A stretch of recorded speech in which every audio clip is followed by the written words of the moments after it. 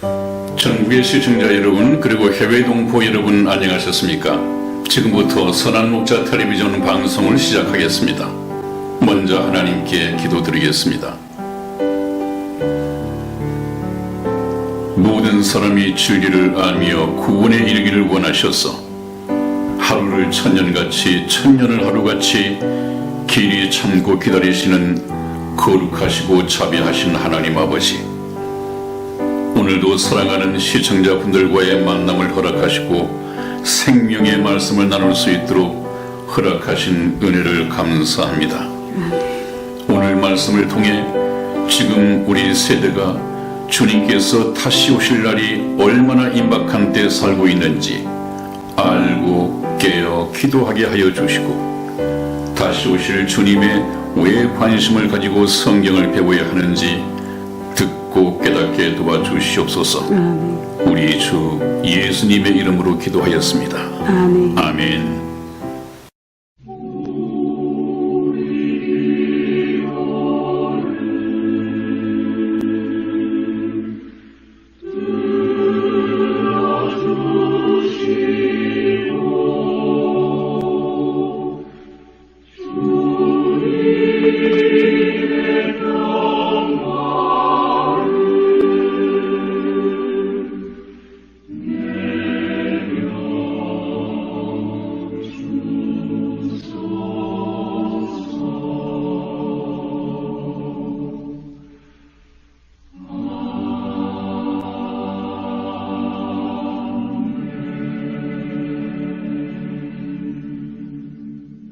오늘 여러분과 함께 만나볼 성경 예화 주제는 하늘 왕자와 시골 처녀와의 사랑 이야기입니다.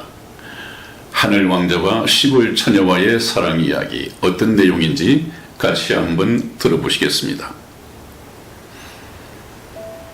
키르케고르는 덴마크가 낳은 위대한 철학자이다.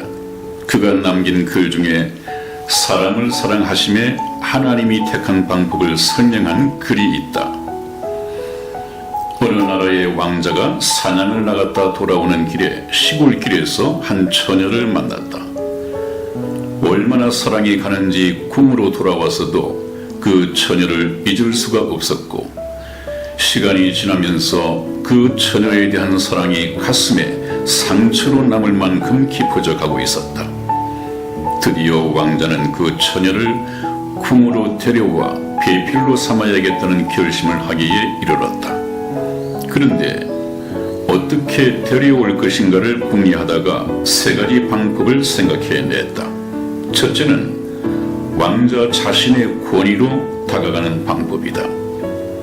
왕자의 정장을 하고 부하들을 거느리고 다가가서 청혼하는 방법이다. 그러나 그렇게 해서는 그 처녀의 진정한 사랑을 얻기에는 합당치 않다고 느꼈다. 둘째는 왕궁의 영광을 보여주는 방법이다. 부하를 보내어 처녀를 왕궁으로 데려다가 왕궁의 영광스러운 모습을 보여주고는 청혼하는 방법이다.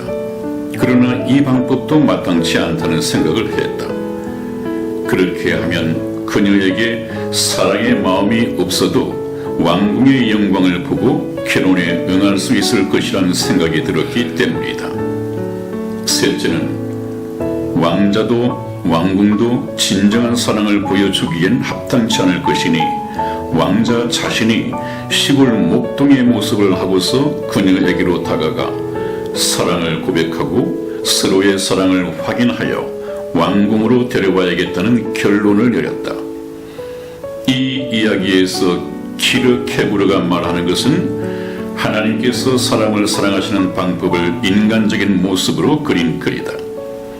이야기 속의 왕자는 예수 그리스도이시며 시골 처녀는 이 지구촌에 살고 있는 사람들이다. 왕궁은 말할 것도 없이 하늘나라이다. 지혜로우신 왕자인 예수는 시골 처녀인 사람들을 사랑하시는 방법으로 세 번째 방법을 택하셨다. 직접 이 땅에 오셔서 33년간을 사람들과 함께 사시며 자신의 사랑을 보여주었다. 하나님의 아들의 신분으로 왔다면 누가 믿지 않겠는가? 천국을 구경시켜준 후 믿으라면 안 믿을 사람이 누가 있겠는가?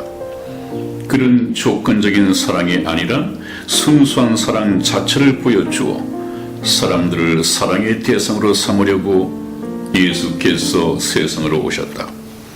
이제 사람들 쪽에서 예수 그리스도를 믿을 것인지 믿지 않을 것인지, 사랑할 것인지 사랑하지 않을 것인지 선택해야 할 차례이다. 예수님의 사랑을 받아들일 것인지 아니면 모른 채 할 것인지는 여러분의 선택의 몫이다. 네, 그렇습니다, 여러분. 이것은 하늘에 계신 하나님의 성육신하신 모습을 너무도 잘 그린 그런 예화라고 할 수 있겠습니다. 예수님께서는 하나님이시면서 하늘에 하나님 아들 신분을 버리시고 이 땅에 정말 가난하고 비천한 모습으로 가난한 목수의 아들로 태어나셨습니다. 그렇게 사시다가 결국은 십자가에 처형당하여 돌아가셨습니다. 이사야서에서 말씀하신 것처럼 그분께서는 참 흠모할 만한 아름다운 것이 없도다, 이렇게 말씀하신 것처럼 그렇게 볼품 없는 외모로 오신 것 같습니다. 그래서 예수님께서는 너희는 사람을 외모로 취하지 말라, 그렇게 말씀하신 것이 거기에 바탕을 두고 있는 것이 아닌가 생각이 듭니다. 여러분, 우리는 성경 말씀을 통해서 2000년 전에 그렇게 오셨다가 그렇게 돌아가신 이 예수님의 신분이 어떠한가, 이것은 이 세상의 눈에는 가려져 있습니다. 무엇을 통해서 진정 그분을 알 수 있느냐? 성경 말씀입니다. 성경 말씀을 보면 예수님이 누구인가를 알게 될 것이고, 그분이 누구인가를 알게 되면 그분께로 시집 가려고 하지 않는 사람이 없을 것입니다. 여러분들은 그 신랑 되실 예수 그리스도를 발견하셨고, 여러분들은 그 예수 그리스도의 영광스러운 신부가 될 준비가 되셨는지요? 저희 선한 목자 텔레비전 방송을 보시고 잠깐 후에 신랑 자격으로 오실 이 예수 그리스도를 맞이하는 준비된 신부가 되어 있기를 주님 이름으로 축원을 드립니다. 오늘도 여러분들을 모신 선한 목자 텔레비전의 천국 복음 열차가 이 열차의 종착역인 천국을 향해서 힘차게 출발하겠습니다.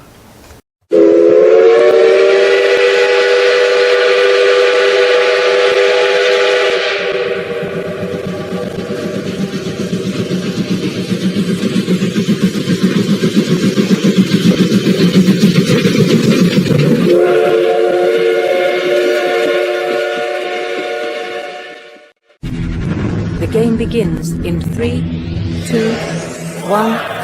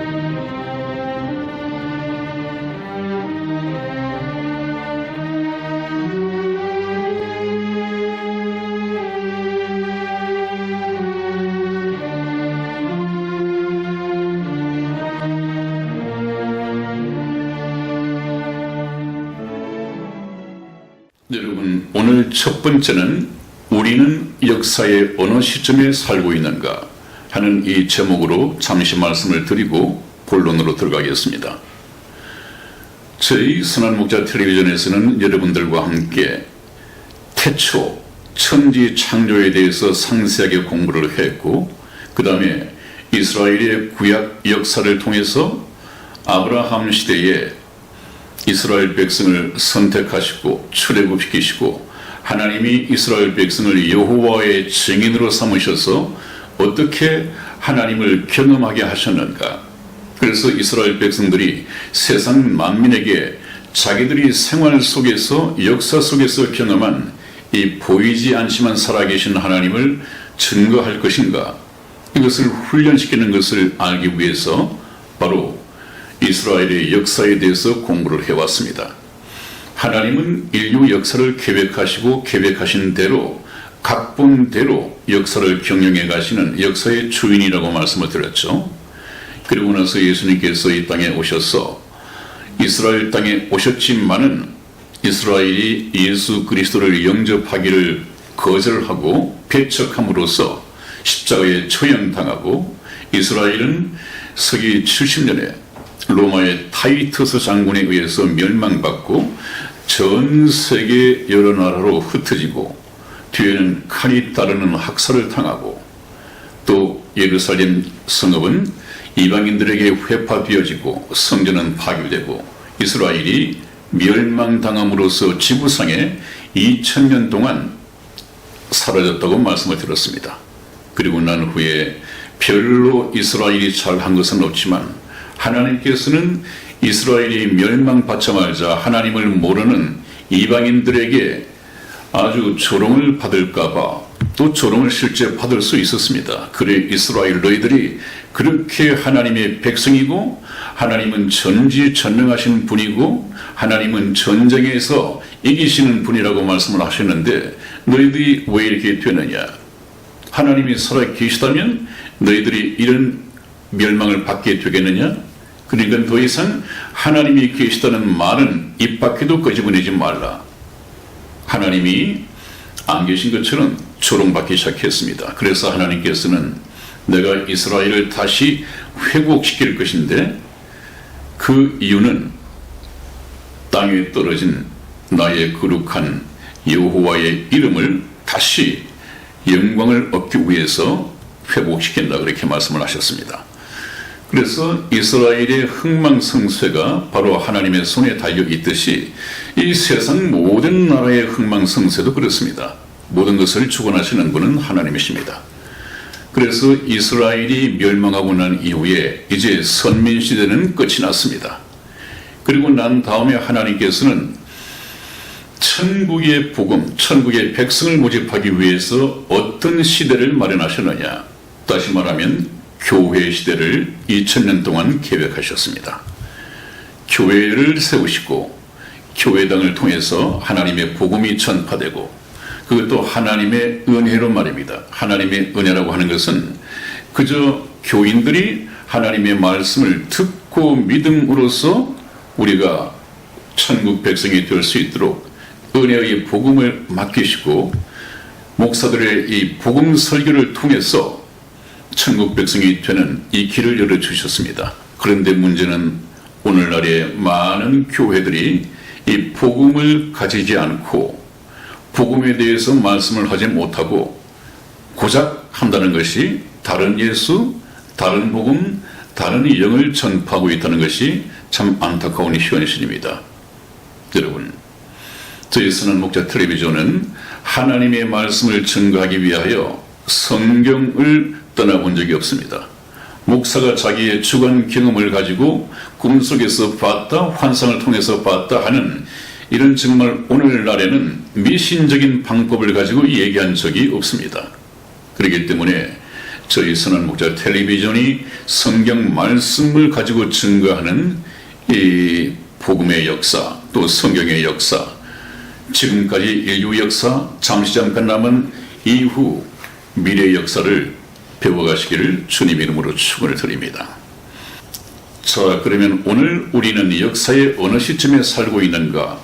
바로 7년 대환란이 일어나기 직전, 예수님께서 공중에 재림하시기 직전에 우리가 처해 있다는 것을 성경 말씀을 통해서 저 도표를 통해서 우리가 확인해야 합니다. 주님께서 공중에 재림하시는 것은 알복을 추수하기 위해서 오신다.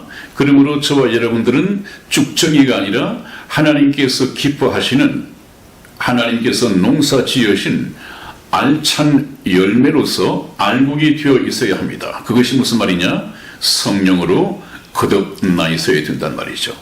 천국 백성의 자격을 취득한 상태에서 있어야 된단 말이죠. 그 알곡을 하늘나라로 추수하기 위해서 오시는 것이 주님의 공중재림입니다. 또 다른 말로는 어린 양의 혼인잔치다. 어린 양의 혼인잔치가 주님께서 공중에 재림하시면 주님께서는 이제 신랑 자격으로 오십니다. 그러면 밑에 지구촌에서 준비되어진 이 알곡들은 또 다른 표현을 빌리자면 예수 그리스도의 신부 자격으로 혼인잔치에 들어가기 위하여 공중으로 들림을 받게 됩니다. 그래서 공중에서 7년간 어린 양의 혼인잔치가 있게 되죠. 거기에 저와 여러분들이 반드시 참여해야 합니다. 그리고 난 다음에 이제 공중에서 7년 동안 있을 때 그리스도인들에 대한 그리스도의 심판대가 펼쳐집니다. 그것은 그 중에서 너는 지옥 갈래 천국 갈래가 아니라 구원받은 성도들은 전부 다 천국 백성들이죠. 예수 그리스도의 사랑하는 신부들이죠. 지옥 갈래 천국 갈래가 아니라 천국 갈 사람들임에도 불구하고 이 땅에서 구원받은 이후에 계속해서 하나님 나라에 계속 충성하면서 살아온 사람들이 있습니다. 이 세상에서 해야 할 일들이 많을 텐데 예수 그리스도를 믿는 믿음으로 하나님께 충성하기 위하여 이 세상 일은 좀 접어둔 참 충성된 일꾼들이 있습니다. 이런 사람들과 구원은 받았으되 하나님 나라에 충성하는 일에 조금 소홀히 했던 이런 사람들과는 완전히 등급이 달라져야겠죠. 그것이 하나님의 공의죠. 심은 대로 거두리라고 하는 하나님의 말씀처럼 그리스도의 심판대가 있게 될 것입니다. 저와 여러분들은 지금 이 시간에 이번에 저희 천국 복음을 통해서 구원을 받더라도 남은 인생 기간 동안 열심히 충성하여 영원히 썩어지지 아니할 하나님 나라의 이 상급을 받아야겠습니다. 그래서 우리는 지금 7년 대환란 직전에 또 예수님께서 공중재림하시는 것과는 7년 대환란이 임무교대되어지고 맞물려 돌아갈 텐데 순간적으로 말이죠. 반드시 이 시점에 와 있습니다. 그러므로 깨어서 기도해야 될 것이 주님께서도 말씀하신 것이 그러므로 너희는 정신을 차리고 기도하여 깨어 있으라. 언제 너희 주가 임할는지 너희가 알지 못함이니라. 오늘 밤일는지 내일이든지 그건 우리가 알 수 없는 것입니다. 그렇기 때문에 항상 깨어 있는 상태에서 주님을 맞을 준비를 해야 하겠습니다. 다음을 한번 보시겠습니다. 오늘 이제 지난번 말씀에 이어서 계속 되어질 말씀이 이스라엘의 회복은 무엇을 의미하는가 하는 것을 우리가 알아봐야 됩니다. 이스라엘은 1948년 5월 14일에 독립을 했고 빠른 속도로 회복되어 가고 있다고 그랬죠. 이 이스라엘의 독립과 회복이 무엇을 의미하는가 우리가 굉장히 중요합니다. 왼쪽에는 이 홍해 바다 기적처럼 이스라엘의 독립이 기적이었습니다. 인간으로서는 이루어낼 수 없는 기적적인 일이었습니다. 그래서 이것은 하나님께서 독립을 시키시고 해방을 시키셨다. 네, 이스라엘의 회복은 무엇을 의미하는가? 우리가 성경 말씀을 통해서 한번 확인해 보겠습니다. 누가복음 21장 24절 말씀을 이승희 집사 읽어드리겠습니다. 저희가 칼날에 죽음을 당하며 모든 이방에 사로잡혀 가겠고 예루살렘은 이방인의 때가 차기까지 이방인들에게 밟히리라. 아멘. 아멘. 이것은 며칠 전 저희가 이스라엘의 이 멸망을 공부할 때 잠시 언급해 드렸던 말씀이고 읽어 드렸던 성경 말씀이죠. 저희가 칼날에 죽임을 당하며 모든 이방에 사로잡혀 가겠고 예루살렘은 여기가 중요합니다. 예루살렘은 이방인의 때가 차기까지 이방인들에게 밟히리라고 그랬습니다. 이방인의 때가 있습니다. 하나님께서는 항상 때를 정하시고 일을 하시는 분이신데 타임 스케줄이죠. 이방인의 때가 있습니다. 이 이방인의 때는 무엇이냐? 이방인이 구원받는 때, 이방인이 구원받는 기간입니다. 기억하십니까? 하나님께서는 천국 백성의 TO, 천국 백성의 수를 머릿속에 계산하고 계시다. 하나님께서는 천국 백성의 수를, TO를 머릿속에 계산하고 계신데 그 천국 백성의 수는 이방인 중에서 얼마 플러스 선민 이스라엘 중에서 얼마, 이렇게 해서 천국 백성의 TO를 하나님은 머릿속에 가지고 계십니다. 근데 이방인이 구원받는 때와 이스라엘이 구원받는 때가 다 구별되어 있단 말이죠. 그래서 여기서 이방인의 때가 차기까지 하는 것은 이방인들이 구원받는 이때 기간을 두고 하신 말씀입니다. 그래서 이스라엘이 회복되어 간다고 하는 이야기는 이방인의 구원받는 때가 끝나가고 있다. 이방인의 구원받는 때, 이것은 교회의 시대가 끝나가고 있다는 것이죠. 이방인들이 교회를 통해서 은혜로 구원받던 이 때가 끝나가고 이 구원받은 성도들 휴거가 바로 임박했다 하는 것을 말씀할 수 있습니다. 그 다음 두 번째로 로마서 11장 25절 말씀 이승희 집사 읽어드리겠습니다. 형제들아, 너희가 스스로 지혜 있다 함을 면키 위하여 이 비밀을 너희가 모르기를 내가 원치 아니하노니, 이 비밀은 이방인의 충만한 수가 들어오기까지 이스라엘의 덜어는 완악하게 된 것이라. 아멘. 아멘. 네, 이 말씀도 여러분 몇 번 언급을 해드린 말씀입니다. 여기에서 중요한 것은 이방인의 충만한 수가 들어오기까지 이스라엘의 덜어는 완악하게 된 것이라고 그랬습니다. 여기에서는 이제 때가 아니라 이방인의 충만한 수라고 그랬죠. 그것입니다.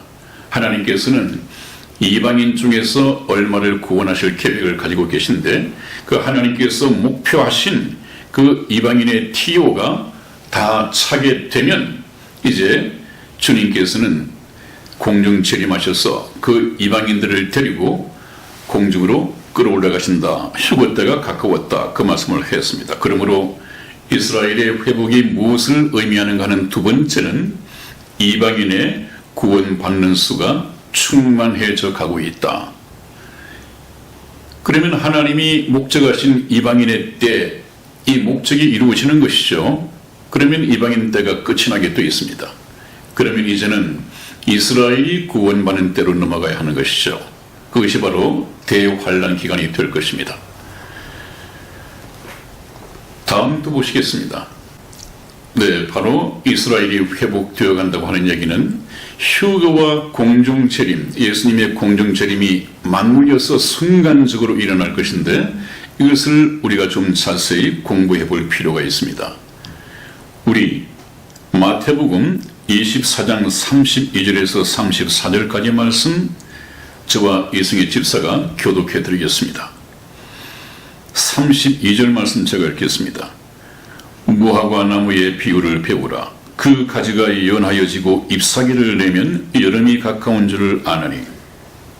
이와 같이 너희도 이 모든 일을 보거든 인자가 가까이 곧 문 앞에 이른 줄 알라. 내가 진실로 너희에게 말하노니 이 세대가 지나가기 전에 이 일이 다 이루리라. 아멘. 아멘. 예수님께서 하신 말씀이죠. 무화과 나무의 비유를 배우라. 이 무화과 나무의 비유는 뭐라고 했습니까? 무화과는 바로 이스라엘 나라의 상징이라고 했습니다. 그러므로 무화과는 바로 이스라엘 자체를 의미하는 것이죠. 그 가지가 연하여지고 잎사귀를 내면 여름이 가까운 줄을 아나니. 예수님이 저주하심으로써 말라버렸던, 멸망했던 그 이스라엘이 다시 독립을 하고 회복을 한다는 얘기죠. 잎사귀를 내면 여름이 가까운 줄을 아나니. 이와 같이 이스라엘이 독립을 하고 해방을 맞아서 회복되어지는 것을 보거든 너희도 이 모든 일을 보거든 바로 인자 예수님께서 가까이 곧 문 앞에 이른 줄 알라. 이것은 바로 예수님께서 공중 재림하실 때가 임박한 줄 알라 그 말씀입니다. 내가 진실로 너희에게 말하노니 이 세대가 지나기 전에 이 일이 다 이루리라고 그랬습니다. 여러분, 이 표적이라고 하는 것은 그 표적을 본 사람, 그 세대가 살아있을 때 그 일이 이루어져야지 그것이 표적의 의미가 있습니다. 표적은 이 세대가 보고 그 일이 다음 세대에서 이루어진다면 그 표적은 이미 표적이 아닙니다. 그러므로 예수님께서는 이 표적을 본 이 세대가 지나기 전에 이 일이 다 이루리라 그랬습니다. 이 일이 무엇입니까?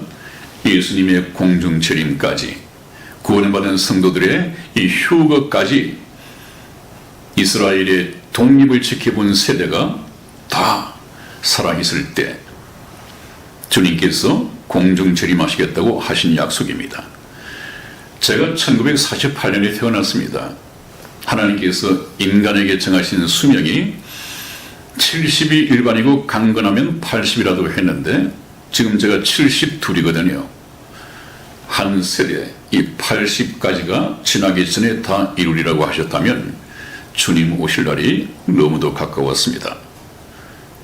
이것은 이 말씀만 의지해가지고 아니라 세계 역사 속에서 우리가 눈으로 확인할 수 있는 것을 다음 시간에 제가 말씀을 드리겠습니다. 세세하게 우리가 정말 이 세대에 살고 있구나, 이 주님이 공중 재림이 임박한 시대에 살고 있구나 하는 것을 눈으로 확인할 수 있도록 증거를 해드리겠습니다. 그 다음에 이제 예수님의 공중 재림에 좀 특징들이 있죠. 특징. 네, 이 문제는 또 좀 계속되어져야 하기 때문에 다음 시간에 말씀을 이어가도록 하겠습니다.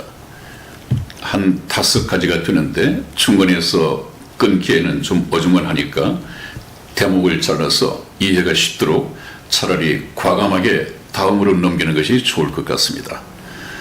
여러분, 이제 저희 선한목자 텔레비전의 이 천국 복음 열차가 거의 지난번에 수원역까지 왔다고 했습니까? 서울이 종착역이라고 한다면 이제는 거의 영등포역까지 도착을 하고 있습니다.